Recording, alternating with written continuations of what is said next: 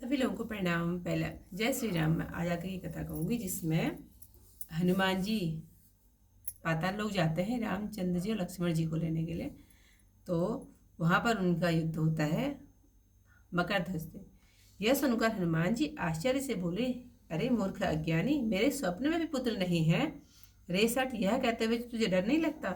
मेरी बुद्धि काम के बस कब हुई थी? अरे मूढ़, मेरा पुत्र तू किस कारण बनता है? ऐसा कहते हुए तुझे लज्जा नहीं आती? तू मेरा पुत्र किस प्रकार हुआ? अपनी उत्पत्ति की कथा मुझसे क्यों नहीं कहता? वह बोला, हे तात, जब आपने लंका दहन किया था, जब आप चलकर समुद्र के समीप आए, तब हे कपि आपको पसीना आया था। पसीना छूटकर समुद्र में गया, एक मछली ने पी लिया और तब मैं उत्पन्न हुआ। हे तात, इस प्रकार मैं आपका पुत्र हूँ। मैं अपने माता पिता को छिपाता नहीं हूँ। मैं अहिरावण की सेवा करता हूँ और स्वामी की आज्ञा से द्वार पर खड़ा रहता हूँ। हनुमान जी बोले, तेरा वचन सत्य है। फिर यह सब बात पूछी। हे तात, वह श्री राम लक्ष्मण जी को लाकर क्या करता है? हे तात, उस स्थान का नाम कहो, मैं अपने स्वामी के स्थान को जाना चाहता हूँ। मकर ध्वज बोला, हे तात, मैं यह वृतांत नहीं जानता हूँ। मैंने कुछ ऐसी बात सुनी है कि राक्षस आज सीतापति राम जी और शेषपति लक्ष्मण को साथ ले आया है। वह आज होम करता है और उन्हें देवी की बलि देगा। जो कुछ मैं अपने कानों से सुन पाया हूँ हे तात, वह सब मैंने आपको सुना दिया। मैं अपने स्वामी के कार्य के लिए दुख सहूँगा। आपसे स्पष्ट भेद कहता हूँ।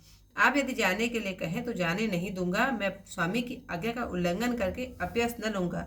ऐसा सुनकर हनुमान जी उसे ढकेल कर चले। यह जानकर मकरध्वज को क्रोध आया। उसने कपि को मुक्का मारा, फिर कपि ने उसको मारा। एक दूसरे को मारते हैं, दोनों के बल समान है, किसी का घटकर नहीं है, एक दूसरे को हटा नहीं सकते। मारुति और उनके पुत्र दोनों भारी योद्धा हैं।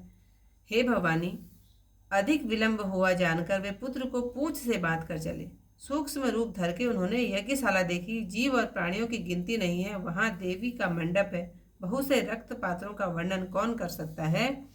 विभिन्न भांति के मेवा और पकवान देवी के स्थान पर रखे गए हैं। एक मालिन वहां फूल लेकर आई। कपिराज एक फूल में चले गए। वे फूल से भी अधिक हल्के हो गए। वह फूल लेकर मंडप में आई। सारे फूल देवी पर चढ़े। तब कपि विशाल रूप में बढ़े। तब चरण स्पर्श देवी पृथ्वी में समा गई। कपि मुंह फाड़कर खड़े हो गए। वह शोभा वर्णन नहीं की जा सकती। निशाचरों को वह रूप देखकर अत्यानंद हुआ।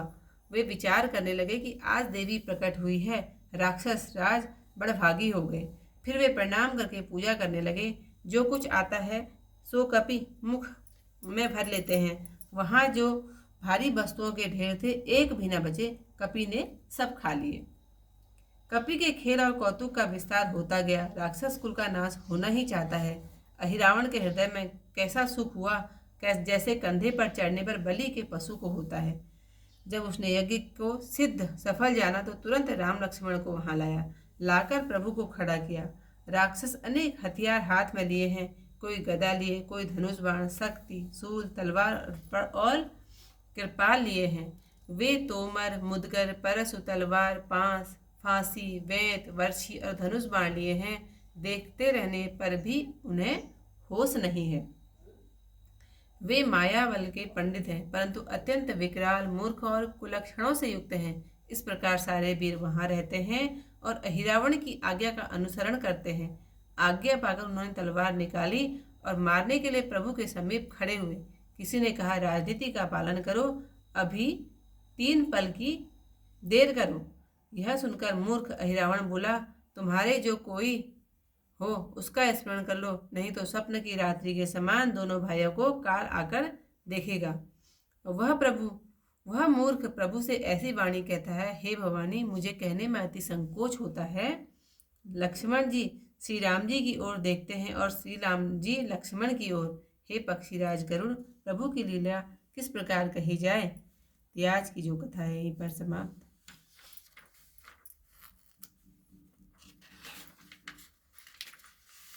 कहत बचन सठ तोरि न खोरी, काम विवश कंब बति भय मोरी मम सुत हो सि मोड़ कही काजा। इतना कहत तो नहीं लाजा। किही प्रकार तय मम सुत भइसी निज उत्पत्ति मोह सन किन कहिसी। सुनत कहीं मकर ध्वज बचना कीन तात सब लंका दहना। जब आयऊँ चली उदति समीपा भयऊँ पर स्वेद तुम्हि कपिदीपा।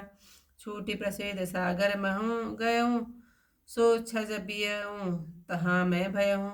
इही प्रकार मैं सब सुत ताता को पहु नहीं निज पिता न माता। अहि रावण सेवा मैं करहूँ प्रभु आयसु इहि द्वारे रहूँ। सत्य वचन हनुमान कहीं पुनि पूछे सब बात। आने लक्ष्मण राम कहा करत है तात। कहूँ तात तिहि थल को नाऊँ नाथ जान चहो मैं निज प्रभु ठाऊँ। यह वृतांत न जानहु ताता अस मैं श्रवण सुना कछु बाता। सीतापति अरुफन पति साथा सोलह आयऊ निश्चर नाथा। करत ओ अहे होम धोआऊँ देवहि बलि देवहि अजी राजू। जो कछु निज श्रवण उन पायऊँ तात कुशल मैं तुम्हें सुनायऊँ। निज प्रभु काल लागे दुख साहूँ तुम न सत्य मर्म मैं काहूँ। जान कहो मैं जान न देऊँ प्रभु आज्ञा तज अजऊ न लेऊँ। सुनी अस पेल चलेऊ हनुमाना भयऊ क्रोध मकर ध्वज जाना। कपि कह हनिसि मुष्टिका कपि पुनि मारा ताहि। एक हनेऊ तब बल युग सम घटि नाही। एक सके नहीं टारी मारुत सुत दो भट भारी। सूतहि पूछते बाधि भवानी चले बहोरी विलंब बड़ी ज्ञानी। धरि लघु रूप होम ग्रह देहा जीव सजीव परे नहीं देखा।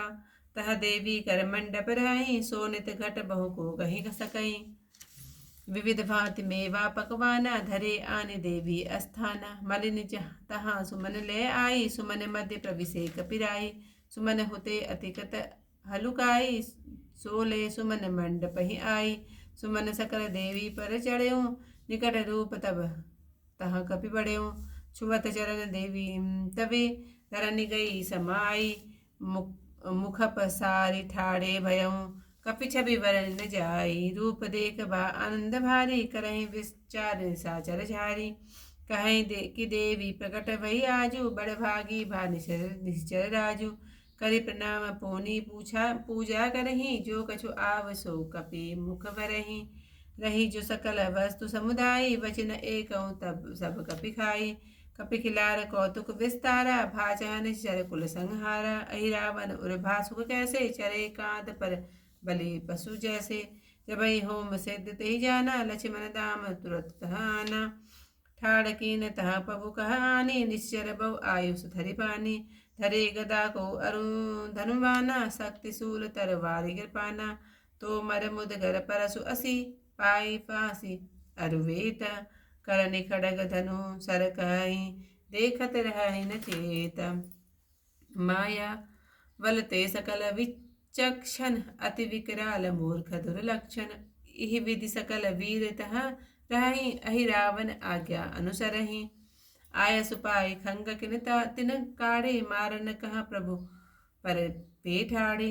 कहूँ कह राजनीति अनुसरहि तीन दंड विलंब अब करहूँ। सुनि अस बचन मूढ़ इमि कहीं सुमिरो जो तुमरे को अहि।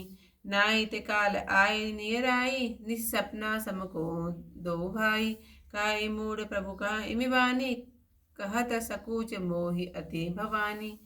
पनिपति चित वही राम कहा राम चितव अहिराज। प्रभु कर कौतुक कहिय जिम केमी सुनऊ गरुड़ गज खज खगराज सियावर रामचंद्र पद जय शरणम शंकर हरिओम जय जय सिया राम। मंगल भवन अमंगल हारी उमा सहित जय जपत। इतिहास की कथा यहीं पर समाप्त। कल को इससे आई कथा के साथ आप लोगों के सामने फिर। तब तक सभी लोगों को प्रणाम। जय श्री राम।